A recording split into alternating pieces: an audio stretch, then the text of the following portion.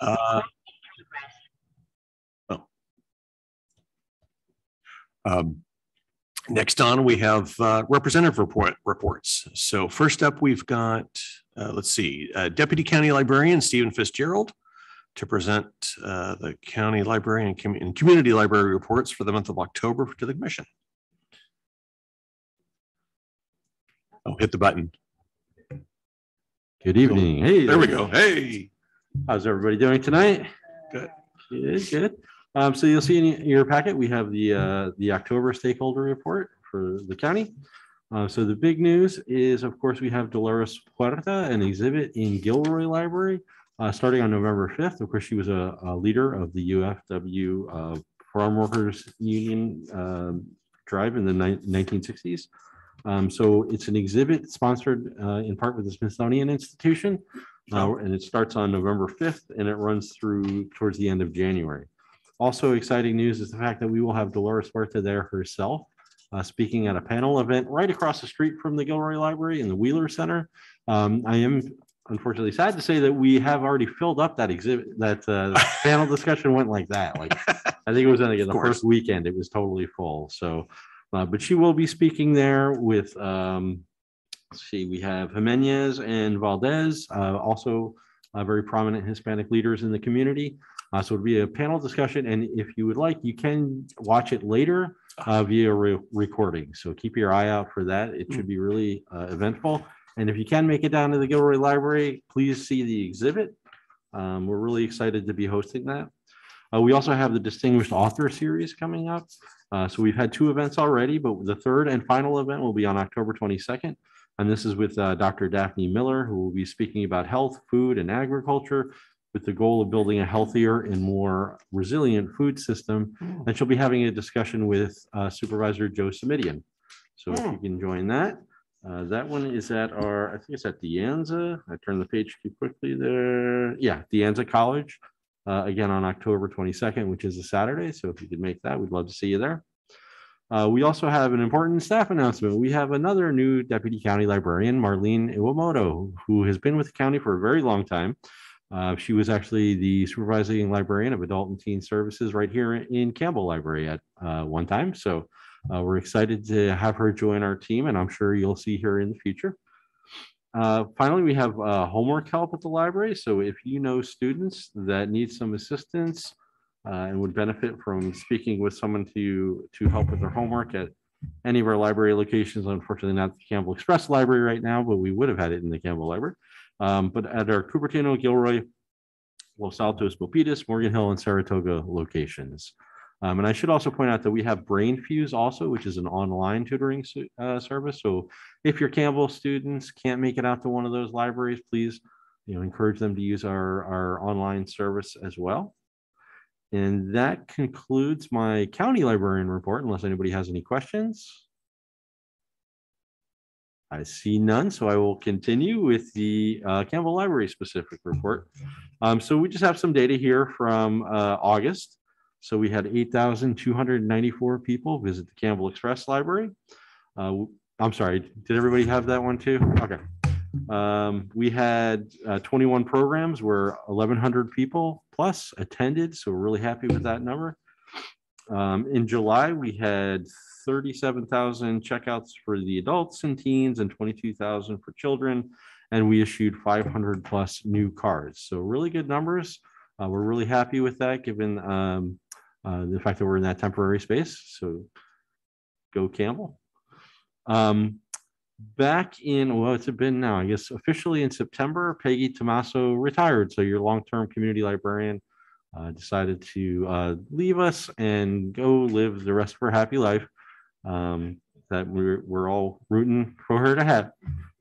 So we're really excited to see that, she was able to leave and enjoy her retirement. And then joining us next, we'll have Nicole King, who is also a supervising librarian here at Campbell. She was a children's supervising librarian here not too long ago, but she will be the new community librarian starting on October 17th, which I guess is Monday. So I'm sure you will see her going forward. That's all I have. Does anybody have any questions? Thank you, Stephen. Thank you very much. All right. Okay, let's see. Next up, let's see. Let me stick to the script. I now invite Tina Long-Erling, the Senior Services Supervisor from the Adult Center, to provide an Adult Center update for the month of October. Chair Barker and members of the Civic Improvement Commission. It has been a long time. It's been several months, and I frankly don't know a couple of you. Start by introducing myself. I've been at the Adult Center for 10 years. Hard to believe. I'm proud to say that the Adult Center provides wonderful programs for older adults age 50 plus. Recreation, but we definitely provide other social programs, educational programs for our social services. Our program size encompasses classes, trips, drop-in programs such as groups and clubs, robust lunch program, as well as the social services. If any of you are interested in getting acquainted with the program, I'd love to give you a tour, chat by phone. I think it's better if you get a visual of what goes on in the life to be able to grasp the impact of it. So with that, I'll get into my report. So I'd like to start with some happy news, and that we did hire a program coordinator in July. That's been 3 months. Time flies. So we did hire Priscilla Martinez.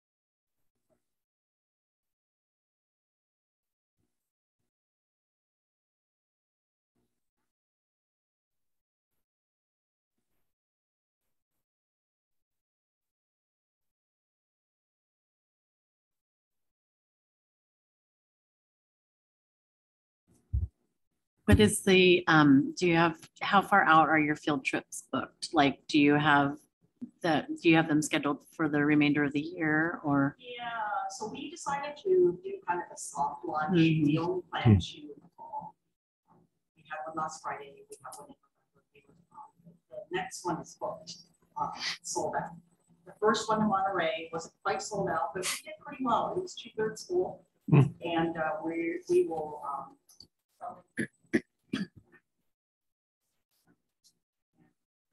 excited.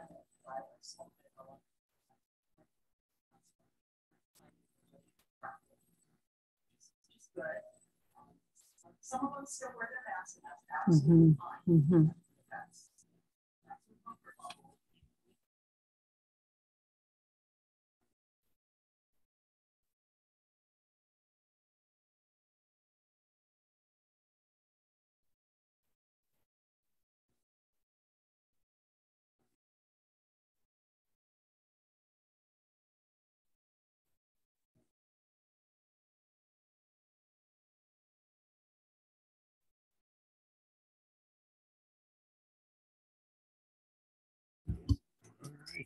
Thank you so much. We appreciate the report. Thank you. Look forward to seeing you. All right. Next up, we've got City Manager Brian Leventhal to provide the city update and discuss upcoming CIC items. Yeah, just briefly on a city update. I'll be brief on that. Obviously, the city's been very busy in the community development planning, advanced planning realm. You've all heard about our housing element and, of course, our general plan.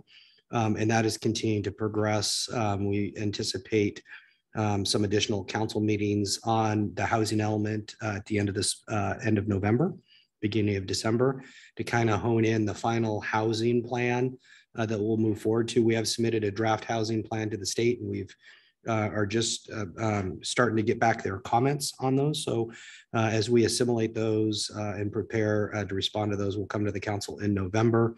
That, of course, is really going to set forth our housing plan for the city of Campbell over the next 8 years.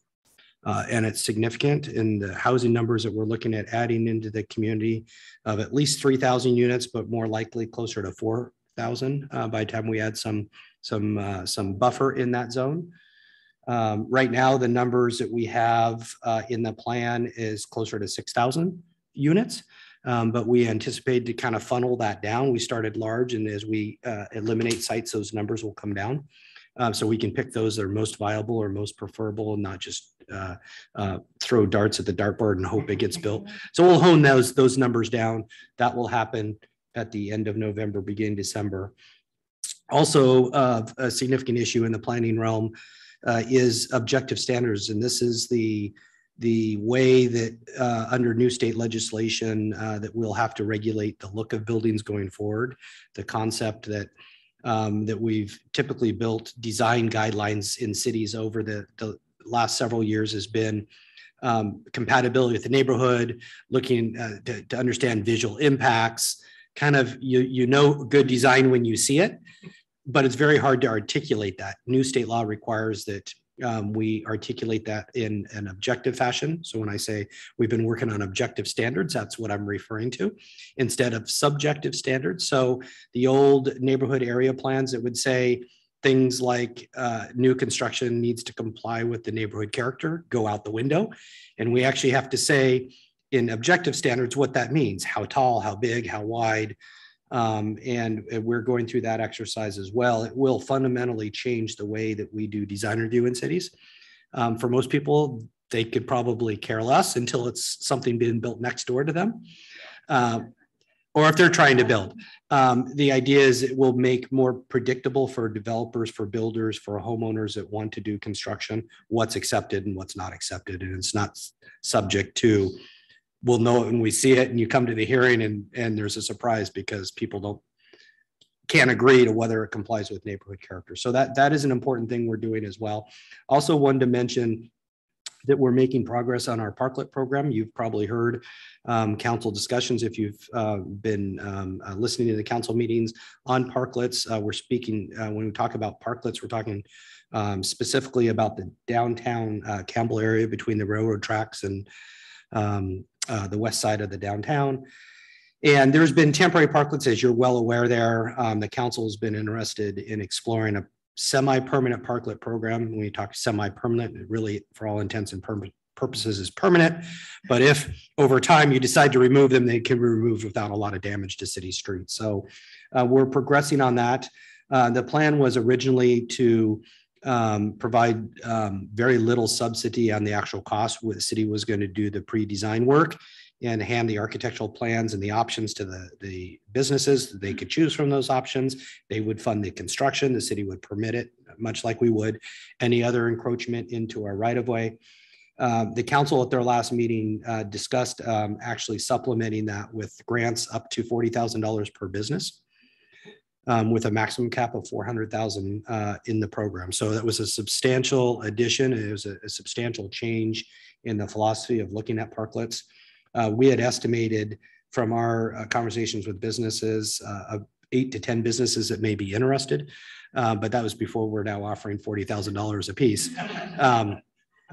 There are some complexities to that because there's laws about how we give out public funds.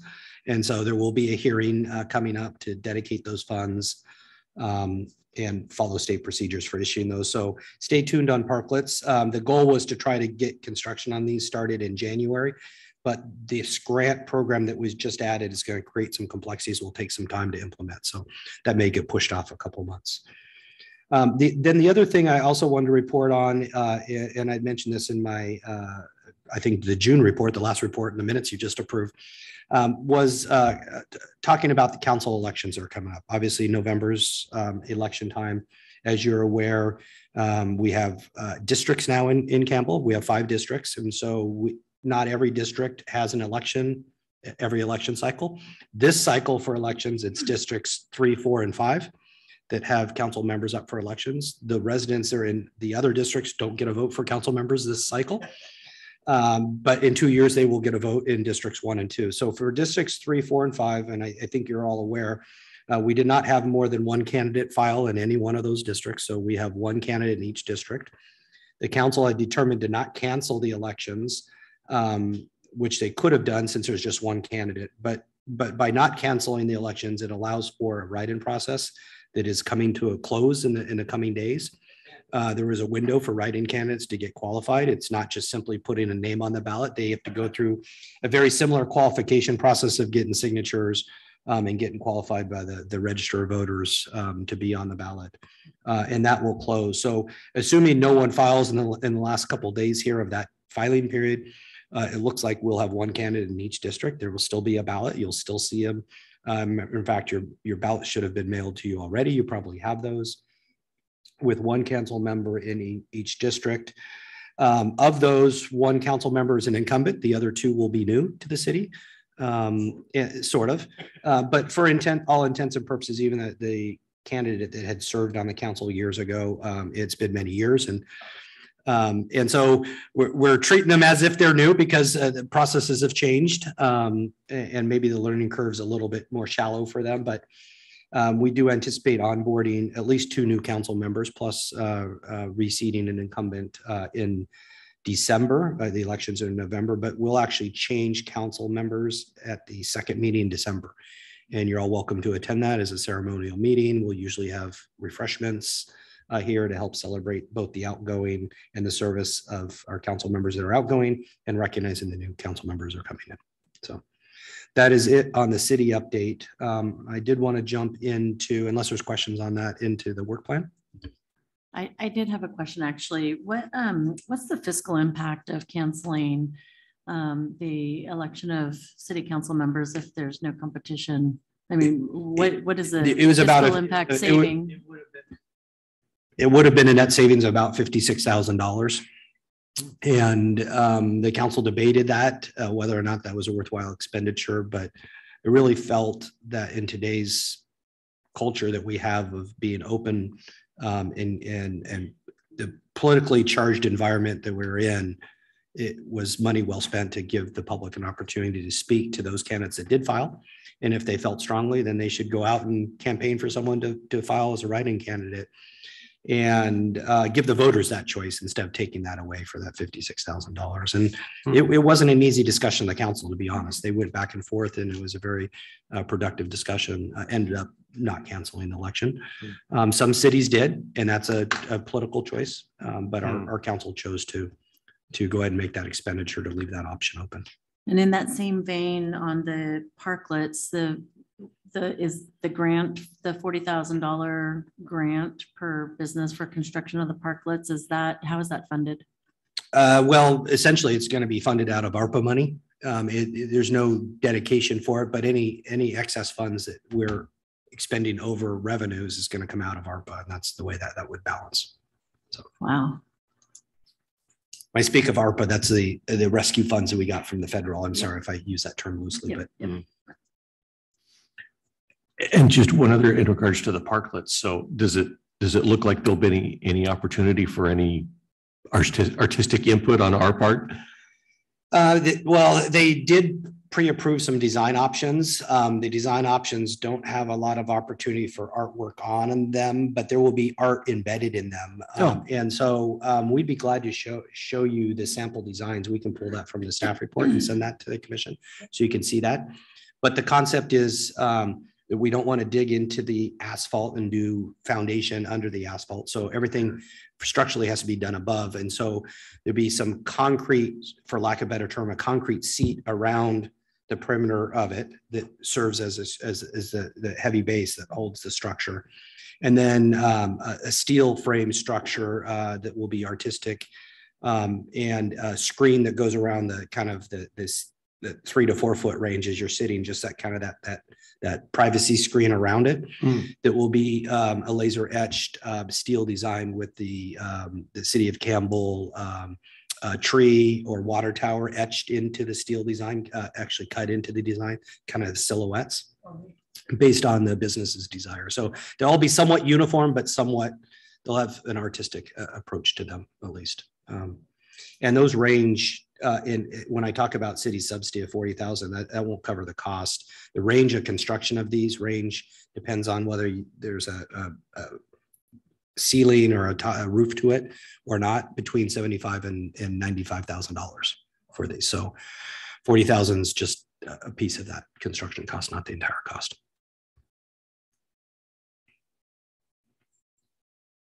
Other questions? Any other questions or comments?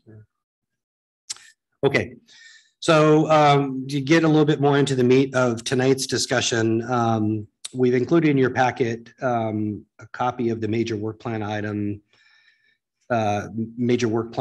for this upcoming calendar year, and some generic dates. I don't know that we need to go through this item by item, but I did want to put this before you as we're trying to bring on new commissioners and bring them on board. It's October now, and we don't want to lose steam for the next year. So this is what we have for the work plan for the upcoming year. And you can see the dates. Some of them are more broad. Some of them have specific dates with regard to the social service subgrant program. We're about to kick that off here shortly. And as you recall, with the social service subgrant program, it's a 2-year program that we operate, in that this commission kind of comes up with a proposed budget for 2 years. We're now in the 2nd year of that proposed budget. To complicate that process a little bit more, the council budgets annually and allocates budgets to this commission annually. So even though we develop a 2-year plan every year in June, that plan is subject to the council pre-funding. So we've got this year's budget. It was approved in June for the social service subgrants. And so we plan on following the normal process unless there's revisions that we need to make to this. And you can see the dates there that we'll release applications coming December 5th with a deadline of January 27th for those to apply. And I'm not going to read all these dates here. You could follow those: study session, public hearings, and council action. When we speak of council action tentatively, that would be for probably next year's grant budget allocation. This year, we've already got a budget allocation. So We don't have to go back and ask for more money. We've got our allocation, but we will be proposing a budget for next year for the council's consideration. So that's what that refers to. Moving on the neighborhood grant association grant applications, you can see those dates. They'll follow shortly thereafter. There's a little bit of overlap. Those will start in February. And these are for the neighborhood associations to apply for those neighborhood grants. I'm sorry, yes, and that says 22. Those dates say 22, but all those should be 20. Yeah.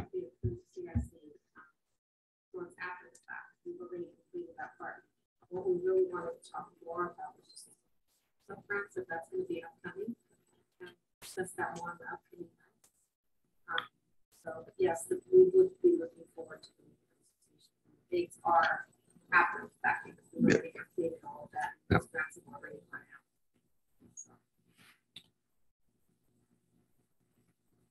So that is our work plan for the upcoming year.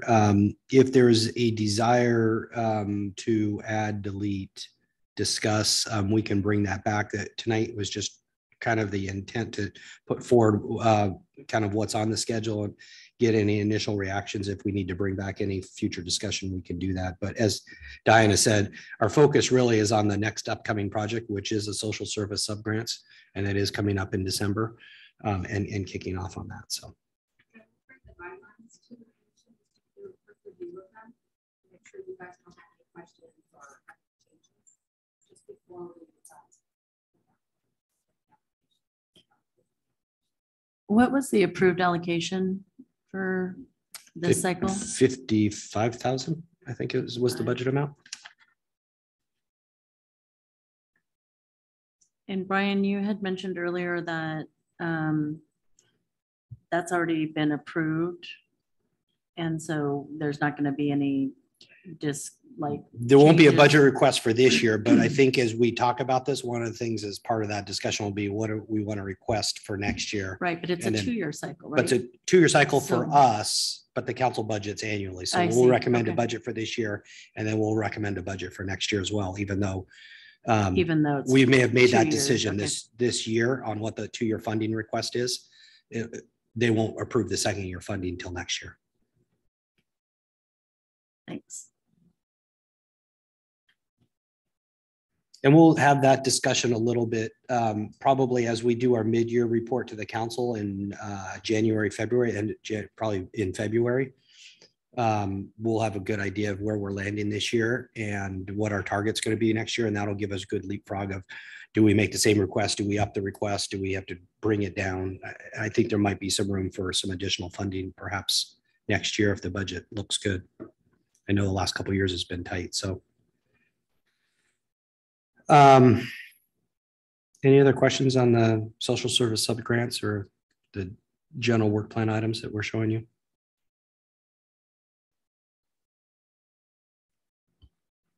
All right. Okay. So I guess moving on to. Yeah, there's no action necessary on that. It was just for your information. So. Okay. All right. Well, thank you for that. And then I guess at this point, we're moving on to new business. Yes. I'd be glad to introduce this item as well. And as I introduced Angelique to the group earlier, she has worked on this extensively. She is really the best resource on this, but I'll introduce the item and she can help with any questions you have on this. In your packet, I think it's the very last page of your packet, if I'm not mistaken, is a, there we go. We gotta get to the last page. Very last page of your packet is a draft council policy. We were asked by the city council to come to them with a concept for a code of conduct for boards and commissioners, not because any of you are doing anything nefarious or there's any concerns with specific commissioners, but there's been some things that come up over time. And obviously, we like to improve and always do better at what we do. And so the council started asking the question of whether or not we should, instead of when issues come up, reacting to the issues, if we shouldn't be better by setting expectations for everyone so we know the rules, so to speak, that we play by. and so that you don't have unintended consequences. And for most part, I think all of our boards and commissions are well intended with their actions. I think everyone's operating in the best interest of the city. But what we're talking about here are things that may not rise to a level of a legal issue where the city attorney says you can't do that. There's a certain legal standard for conflict interest, things you have financial interest in, right? You can't be self-serving. You can't support businesses that you have investments in. You can't make decisions based on your property value or the financial impact to you. You can't make financial decisions on things that may benefit you or hurt you financially, or your employer, or a source of income to you. And those things are all set in law, and we're not talking about those things. What we're talking about is issues that may transcend that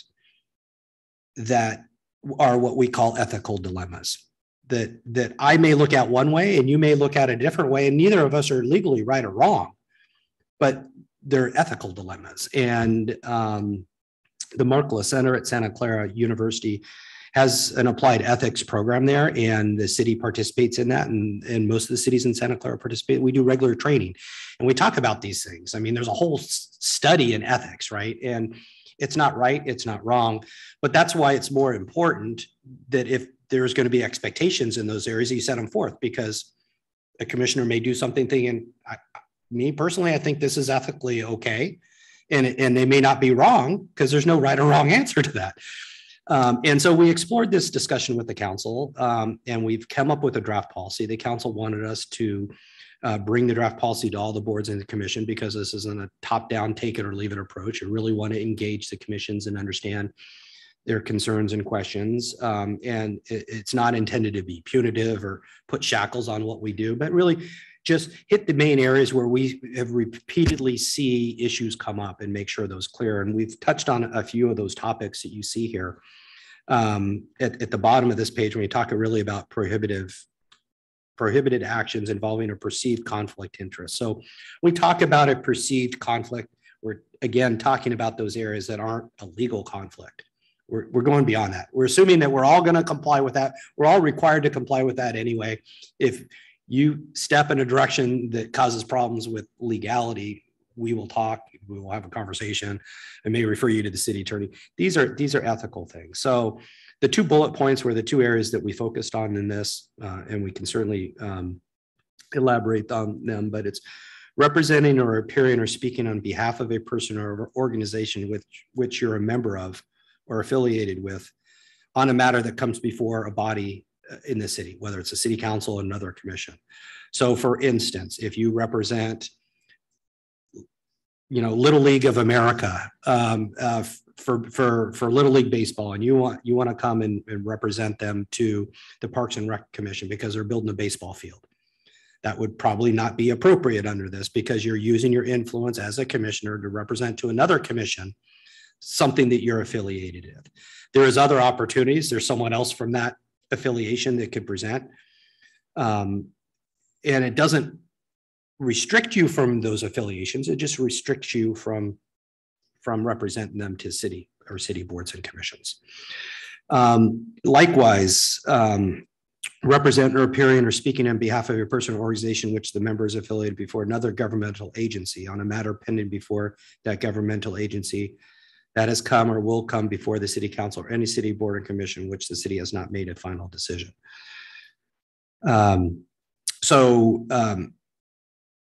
Going to another city, for instance, my family's San Ramon, California, and I want to go talk to the city council in San Ramon about their housing policies because it's important to me. I show up at San Ramon City Council meeting and say, I, as a planning commissioner from the city of Campbell, think you should do these things. And when you do that, we ask the question, why are you using your title? Is your purpose of your title so that there's some influence that people you're speaking to know you're a planning commissioner, you must know what the heck you're talking about because you're a planning commissioner and you're doing it to get greater credence to the response from them. That's probably not ethically appropriate under this policy. Some would say that I have no problem with that. Others would say it's probably not ethical. So we're trying to define those areas. And those are the two key areas we've seen, not necessarily with any of you or any of these commissioners, not about you individually, But just as a city with all of our commissions, just setting those rules forward. So that's kind of the gist of what we're talking about. Council didn't have any expectations of a formal report back, but we did want to get your input. We will share with the council if there is any questions, concerns, or input that you have. We'll be coming back to them probably November 15th, or I think the first meeting in December, if not, once we've had a chance to circle to all the boards and commissions. I think Parks and Rec, Planning Commission, the Rental Fact Finding Board, what other commissions? But a few other commissions. But anyway, once we have had a chance to circle back, tonight was our opportunity here. It doesn't have to be all or nothing. Maybe you want to take a chance to digest this based on what I've said, and there's some other input.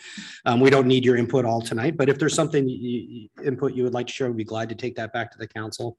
If after this meeting you have some additional thoughts to share, Angelique or I or Diana, we'd be glad to take your comments and we'll share those as well. So I know I want to kick things off with, what was it? Was it a study session when they first discussed it, or it was open for public comment? It was a regular meeting. It was regular. Okay. So when I saw this come up on the city agenda, I was actually the only person that came and made a public comment. And I wanted to share my thoughts on a variety of topics. One, I said, number one, please don't make it, if you do come up with this policy, if you feel compelled to actually put this into a document, don't make it vague, so that somewhere down the line there might be some unintended consequences of having this policy. I also mentioned, are there things that you're trying to fix that could be fixed, maybe with a better orientation or training before someone even steps into the role. And there was some discussion of that as well. And there was also a concern on the council's part, which I think was great on their part, that they were concerned about stifling anybody's, like First Amendment rights and not being able to speak about certain things. So, and by the way, this is the first time I'm actually seeing it, the document right there. So, but I expressed those concerns, and they took them all to heart. So I think it was some good input that I was able to provide for them. So I know I've got a couple questions on the 2 bullet points. So, but before I make those comments, I want to see if anybody else has got comments as well. I don't have a comment about the body necessarily, but as someone who has written many codes of conduct, and they're generally very long and lengthy documents, this to me seems more like a specific issue. A code of conduct policy covers a whole lot of things. So I'm just wondering if that's just a draft name also, or if it's going to be more specific in the name, like a code of ethics in regard to conflict of interest kind of thing. Yeah, no, you picked up on a nuance of this, and all of that is true. The policy was originally drafted because there was a concept that there may be more that goes into the code of conduct at some point in time. So this is a start. It's not, it's a work in progress probably. These were the couple big issues that seemed to be cycling through this last year. But on the other note too, when we bring this back, we may look at just changing that title for the time being until we do add to it. So it's clear on what it's represent, not all the conduct, but specific, right? Because conflict of interest is a part of a code of conduct policy in general. I think over time, this will grow probably some. But for the time being, right now, we're really only addressing those 2 issues. So perhaps the title change is appropriate. We'll appreciate that feedback.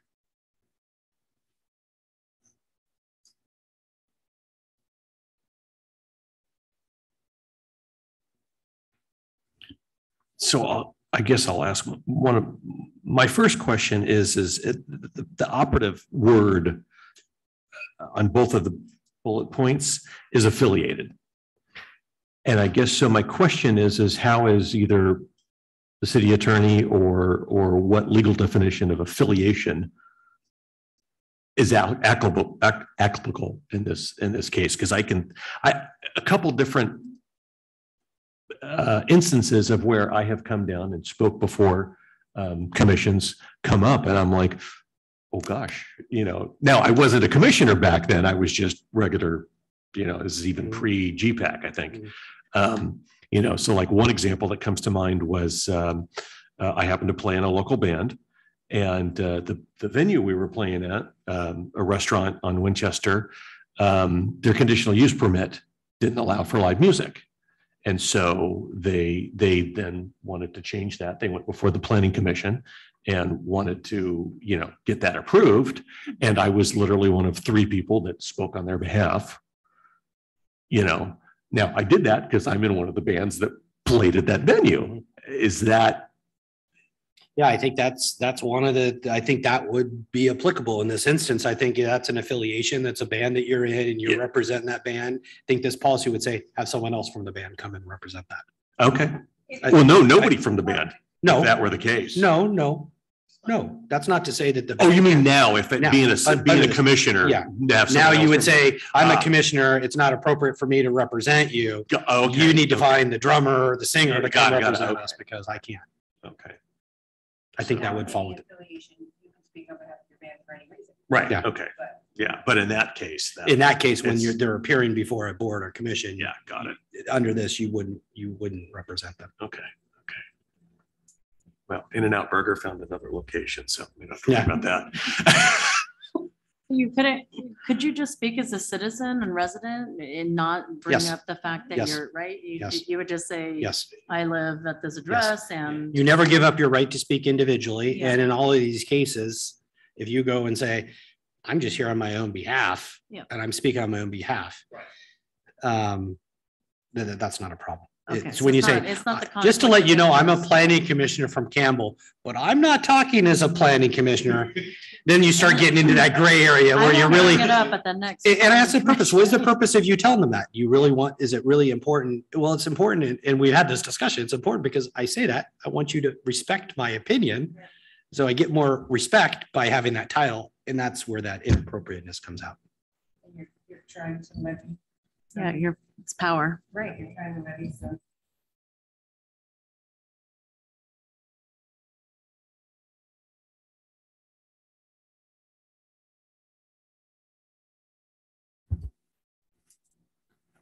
And if I was going to provide feedback, I think that maybe that particular aspect, it'd be nice if it was spelled out a little bit or more, either more explicitly or just at all. So.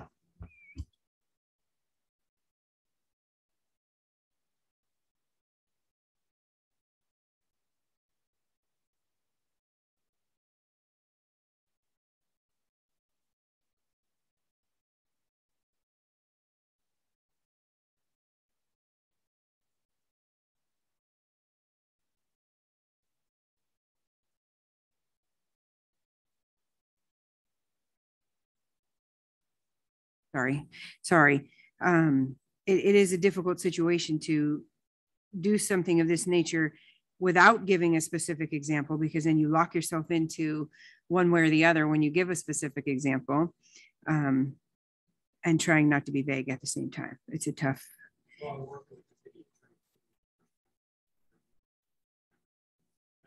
Mm-hmm.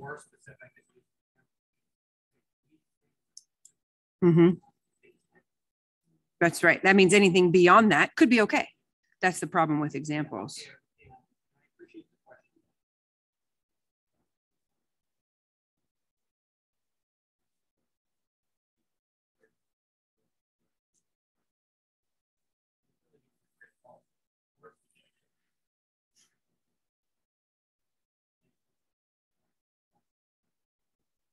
Yeah.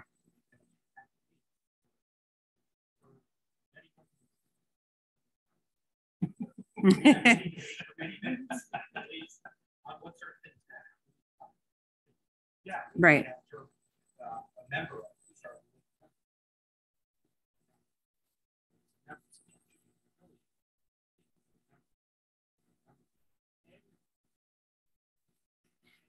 I think the term conflict of interest is, I mean, it's self-explanatory to a lot of people, but it's not self-explanatory to everybody. And so that kind of is where the focus I would think would go is what defines conflict of interest. In this case would be identifying yourself as a certain type of person as a means to, garner approval or whatever. Yeah. Mm-hmm.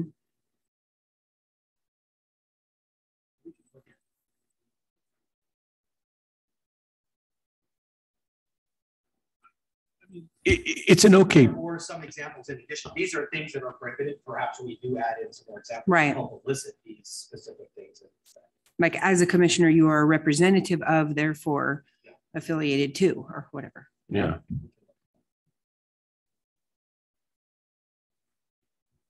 Appreciate that feedback. And we'll go.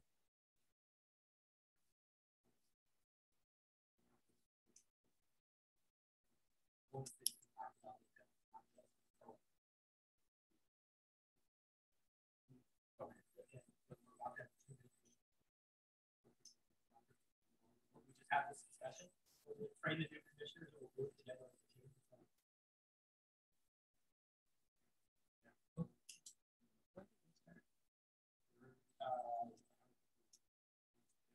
Oh. I know at the last meeting, we ended up having our city clerk made a plea for. Yeah.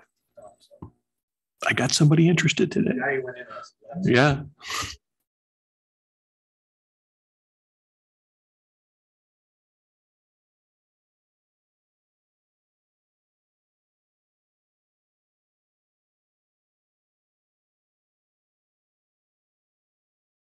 So I just want to remind everybody to please turn on their mics when they're speaking, or I won't be able to capture anything that you're saying when I'm trying to do the minutes from the recording. So does that cover everything that we needed to? Yeah, I appreciate the feedback. I took some notes. At the language, the title, the term of whether it's a code of conduct policy or what, we'll look at that. Chris, your comment about what affiliation means, and then perhaps even looking at some examples to help give some better breadth here. So did I summarize that correctly? Yeah. Okay. Thank you. Appreciate that feedback. Yeah, thank you. All right. So moving on, we have no unfinished business, which is good. Moving on to our next meeting item, good of the game. Let's see. We've got Oktoberfest this weekend. Yay. I will be working the Dunk-A-Cop booth on behalf of the Campbell Police Foundation and our police department. So I think it's going to be our chief and several captains. So up for target practice. Let's see what else. Anybody else have any good of the game? I will tease that I have one for next month, but it's going to involve a visual presentation. So about our art boxes and kind of how do I put it? A Paul Harvey style, kind of the rest of the story, kind of background on one of our art boxes. So, but yeah, anybody else? No. Okay. All right. Then moving on. Let's see. Subcommittee reports. Let's see. Campbell Cares and Neighborhood Refresh. We haven't talked in a while. So I think I'm safe in saying we don't have anything new to report. It's just us left on that one. Yeah. And that I was going to bring up, at some point we need to look at or address the subcommittee assignments. I know. Right. Yeah. Yeah. So. Kind of on hold. Yeah. Okay. Fair enough. So I do want to report, though. I had a nice conversation with our new community development director, Rob, and I kind of gave him the elevator pitch spiel about our intentions for Campbell Cares, and he's interested, wants to discuss it. So he's got some ideas. So because we had a conversation about a couple things this week, and he wants to hear more. So he's curious about it. And Randy Sweet, our code enforcement guy, is completely on board. Cool. So he likes the fact that if he has an alternative to code enforcement, that involves community involvement and things, and neighbors helping neighbors kind of thing. He's all for it. He loves that idea. So, all right. So then moving on, Capture Campbell. So we are, we've extended the deadline to the end of the year. So we're going to push it out 30 days, and then with departure of several folks and subcommittees being vacant and whatnot. So website has been updated. Diana, I don't know on the city site if it's linked or if we have verbiage up there, but between you and I, if we could just change and make sure that we either, I know that the Capture Campbell website is updated, but the city would just need to double check that. 31st of December. So it's going to kind of, cross, it's going to cross, different grades and things because of the rules and how it's, it is done by age. So we don't really have to worry about what grade they're in or if they've, gone to the next level or whatnot. So as long as they're 18 when they submit or under, then it's fine. So even if they're in college or, whatnot. So that's it for Capture Campbell for now. We do need to, continue to target the schools and also the sponsors, and then probably get a new calendar together for when that's going to all come down and, commission meeting and judging and all of that. So anything else on that? I don't think we haven't met. We've been out It's been a long time. I know. So apologies for that. And then I guess I can move straight to explore art. Yeah. Which again, we are very light these days, and we will have to wait until we get the new commissioners and the subcommittee assignments parsed out. Mhm. I think that's just kind of on hold for now. All right. Anything else that we need to cover? I think, I was like, we don't have any street name stuff. We kind of discussed neighborhood associations, but Yeah, should actually for the neighborhood association grant assistance program, should we, do we need to have a discussion about that and review the application, the online application and thing?